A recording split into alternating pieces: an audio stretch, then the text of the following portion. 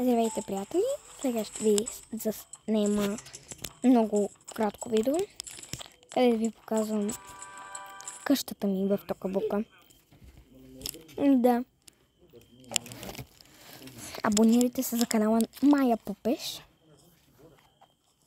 за да може тя да набере абонации, защото тя сега ще се качи първото и дълго видео. Абонирайте се, поставяйте лайкове, всичко. В принцип аз нямам семейство, още не съм създала и не знам, просто този чичак ще управлявам. Така, тук влизаме, така входа, тук перене, гладиме, тук е хола, да, много е мъничък. Отиваме към кухнята. Това е цялата кухня по принцип.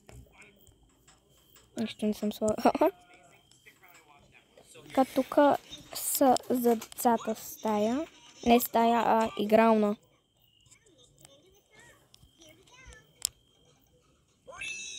Не е много хубава къщата, но който иска може да я изкопира. Всичко е наред. Може да я копирате.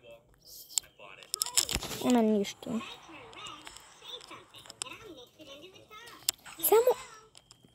Само моля ви се, не казвайте, че вие сте я направили тази къща.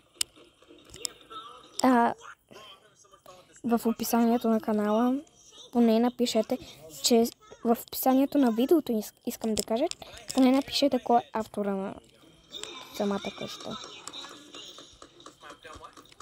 Тук е стаята на децата, тук са люки. Така, тук те спят. Имам две деца, момиче и момче. Да. Тук имаме стаята. Тук е стаята на мъжа и жената.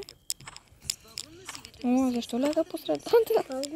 Така, тук жената си има дрехи. Още не съм ги сложила.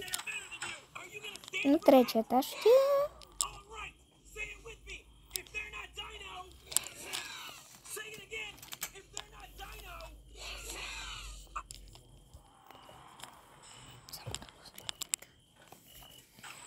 така, тук е вече етажа на най-голямата дъщеря. Тя е на 16.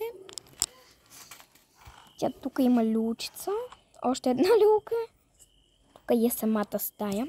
Балкон, тераса. Тук си прави гримове. Кревата и личната и баня. С много неща. Така. Тук аз още не съм доправила. Когато вече снимам конкретно видео за Токабука, тогава вече ще покажа цялата къща, когато вече е в готов вид. И това беше от мене. Чао на всички! Обичам ви!